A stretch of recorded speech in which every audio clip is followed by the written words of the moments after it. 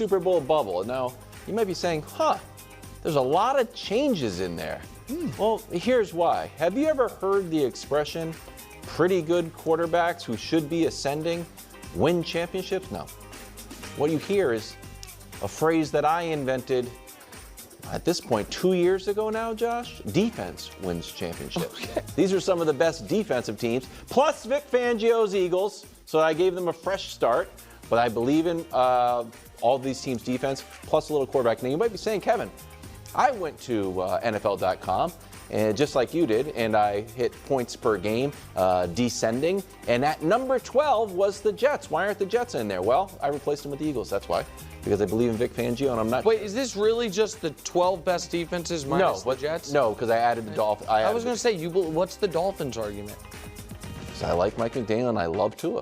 Do I love Tua? You just said your whole thing was about defense. Yeah, or the number one passing yards too. Because passing league too. I'm going to be a Dolphins guy. You know that. I believe in the Browns defense. I believe it, and then we're all the same. And I added the Bucs in there. You guys are way too high on the Eagles. Why? Do you like Vic Fangio? Do you think Vic Fangio is good? Of course you do. No. What do you mean? You don't like Vic Fangio? I did 10 years ago. Ageist. Hold on. Wilds. No, it's not about being ageist. But the Dolphins couldn't wait to get rid of him. Well, the players didn't like Vic Fangio. Well, that matters. Yeah. That matters. It does. The Philadelphia Eagles had literally one of the worst collapses in NFL history. Don't you dare say supernatural funk. I'm not going to say supernatural funk. What are you going to say? I'm going to say Jalen Hurts was hurt. Okay, and he played. You just gave that just same like Trevor Lawrence thing with did. Trevor Lawrence. He wasn't hurt enough to not play. He didn't say anything. Just like Trevor Lawrence. He fought through injury, but Trevor Lawrence gets they lost because he's hurt. But Jalen Hurts didn't say a word. Like, Jalen, are you hurt? He's like, I don't care if I'm hurt, I'm here. But that's not that's not what happened to them. Their quarterback play didn't fall off the map. They had a horrifying defense for a lot of the year. Vic Fangio. No, wait a second. They had a horrifying defense for most of the year, and then an unspeakably, unplayably bad defense by the end of it. And then we saw them in a playoff game. The only team I've ever seen in my life in a playoff game, it's like, oh, wait, they don't want to be there. Yeah, they quit immediately. And like I said, don't say supernatural funk. And no one has explained to me why that's going to be fixed. No one has explained it. I would argue their quarterback play did fall off because we were in the first half of the season, we were saying, oh, he is the definition of Mr. Clutch. It didn't matter what situation they were in. Jalen Hurts found a way to finally end the game with the win. When did Jalen get hurt and what was his injury? His shoulder was hurt. When? He was hurt. When did he get hurt and what was we don't know. His shoulder? I thought it was his knee. Well, but what we was don't it? know. Because with Trevor, I can tell you the moment. Yeah. It was the moment they tried to cart him off the field, but they didn't have a cart. And everyone was mad at Jacksonville for a week for not having a cart. Incompetence. That's fine. Exactly. Well, that part's true. And then throwing the Eagles, everyone acting like the Eagles. Who threw their head coach under the bus? Trevor. But, okay. Everybody acting like the Eagles are just going to be fine is baffling to me. It's baffling. But if you got a new defensive coordinator, they tried that during the year, right? No, they got Matt Patricia. No, hold on. Was it offense or defensive coordinator it was defensive coordinator during the year? Yes, Matt Patricia came in. Well, he was already there, right? Yeah. They demoted the one guy and wouldn't let him do it. I mean, they switched both. Okay, we just talked about the Eagles a few days ago about how Nick Sirianni can't even pick his staff, about how he's still working on a relationship with Jalen Hurts. It's a topic Hubs wanted to put in the show right here, but we didn't. And so we're doing it now anyway. Leadership. And now Saquon's leadership. And Jalen. Okay. And Jalen can keep, and also Big Dom. Okay. He's back on the sidelines now. Okay. You know what's crazy? There's a few things that's crazy about what Nick is saying right now because it's so disingenuous. It's true, and it's so inconsistent. As Greg highlighted, he went on, he makes so much excuses for Trevor Lawrence and why the lack of success with the Jaguars and why they fell apart, okay? Because they started off like 8-3 or whatever the heck it was, and then they fell apart and then didn't make the playoffs. And now he's saying, that's not a justifiable reason for Jalen Hurts and the Eagles. When all last season, and I watched these clips before I was even making videos. I heard, Nick specifically say, not only on First Things First, but also on Colin Cowherd's own personal podcast after, I think it was the Buffalo Bills win, when Jalen Hurts, I think that when he scored a touchdown in, I think it was overtime potential, or like when time was going to expire, I forget at this point. And Nick was praising Jalen and talking about how he's clearly not right. He's clearly injured, right? And that there's, it's his shoulder, it's his knee. Like he emphasized that. And now he's acting like that wasn't a thing. Now he's like, oh, where was the injury? And I know for a fact that Nick, honestly actually defended Jalen last season. He absolutely did. Because I remember thinking, oh, wow, that's cool that he's saying that. And now he's acting like, no, that's nothing. That was never a thing. Or he talks about a playoff game. Jalen Hurts literally dislocated his finger the week before. Let's not act like you could just pop your finger back in place and now you're just going to be throwing no issues. Also, when A.J. Brown, his number one wide receiver, was down as well. So, let's just, chill out with that, okay? Let's be serious here. But this idea that and then he wants to say, oh, well, it's not the coordinators because they changed the coordinators last season. They tried that. Oh, right, because changing coordinators mid-season is such an easy thing to accomplish. Like, it's just such an insane thing to say. Even Slay kind of came out and was like, yeah, when you change coordinators, it's really hard. It's a completely different language, a different lingo, a different identity, a different coach to talk to. It's not easy just to change coordinators and then hit the ground running. It's absurd. Not to mention they also upgraded on defense. They also needed to move on from people and they went out and got other people. It's not like this is the exact same team and then they just replaced a couple coordinators. That's not what happened. There's a bunch of things that happened. One, Jalen Hurts should be healthy. Two, they upgraded on players both defensively, offensively, with both younger players and established veterans who we know are already good to great. And they upgraded at coordinators. All of a sudden, Vic Fangio is not a good coordinator because the Miami Dolphins didn't want him? Because the Miami Dolphins have been the gold standard of great, successful moves? Like, what?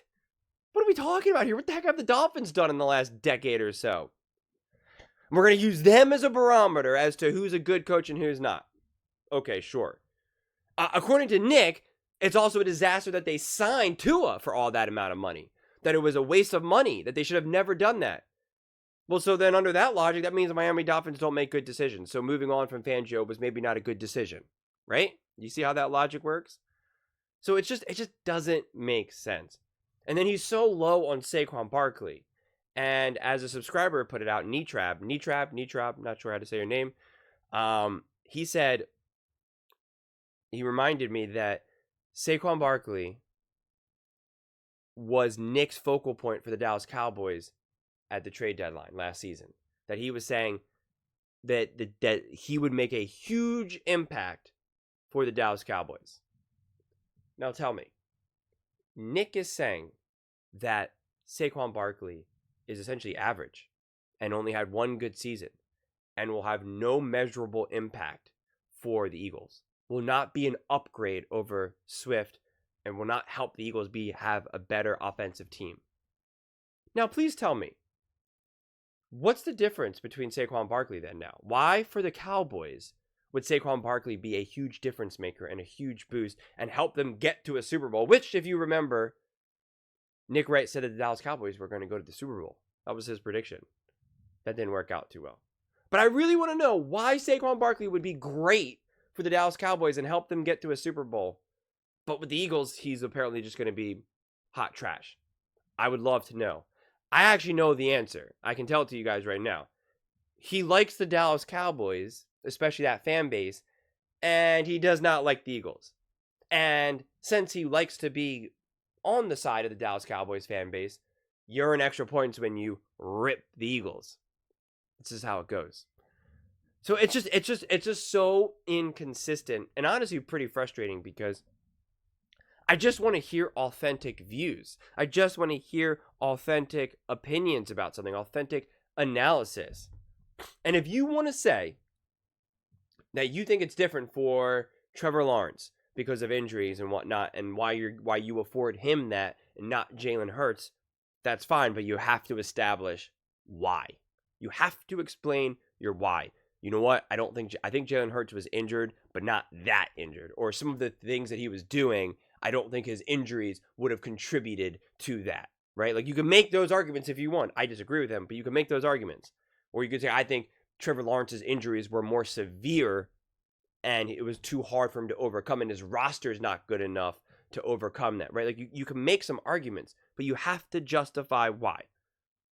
Explain to me why Sequon Barkley would be great for the Dallas Cowboys, but not for the Philadelphia Eagles, especially when the Philadelphia Eagles have undeniably better weapons, a better offense. I mean, it's just undeniable. You're not going to tell me that CD and Dak is going to be better than, you know, Jalen and A.J. Brown, Devontae, Goddard, Saquon, a great offensive line. Like, it's just like, what are we talking about here? Like, that's not going to be a potent offense. And if you want to make that argument, then you have to actually explain it. Explain why. It's just crazy to me. When I saw this clip, because I had done the Super Bowl bubbles before, and the clip that I had originally didn't have this segment. And then another subscriber said, hey, you know, you should have done Wild's bubble. He said it was really funny. And I was like, oh, you know what? I'll just listen to it. I'll just watch it, see if it's funny. You know, see what it is. And I didn't realize it was a whole Eagles segment where he's just bashing the Eagles. So there's just like as hard as he can. And yeah, it's just his logic it does not make sense, honestly. Like there really is no true logic. I'm open if I can actually hear some, like, you know, interesting points where I'm like, oh yeah, that's actually a good point, or yeah, sure, that makes sense. But it's just like it's just not. None of it is actually, like, you know, clear, honest, genuine analysis, especially because I dare you, go look up old clips on First Things First. Go look it up. Go look it up to see what he was kind of saying about Jalen. And go look up that podcast with him and Colin Cowherd, where he was praising Jalen Hurts. Praising him for everything he's overcoming and doing. And now he's suddenly just a complete pedestrian to Nick. Nick truly sees him as a below average quarterback, an average to below average quarterback, bottom 16. That's crazy. That's crazy. And apparently the Eagles are the worst team in the NFL and have had the biggest collapse in the history of the NFL. Sure. But those are just my thoughts. I would absolutely love to hear yours. What do you guys all think? Do you think that the Eagles shouldn't be in the Cowboys in the Cowboys bubble? That they should not be in the Super Bowl bubble? Do you agree with Nick that Saquon's not going to have an impact, that the coordinators do not matter, and that it's baffling that so many people are high on the Eagles? Let me know in the comments below. I read every single comment, so that you agree with me or disagree with me. Either way, let's get in some discussions. Let's get in some fights. But ultimately, let's just have some fun. And please do consider subscribing. We are building an amazing community here, and I would absolutely love to see you part of it. I want to build something that we all genuinely feel connected to. Something that we're really excited to be part of. I think we're well on our way to doing it.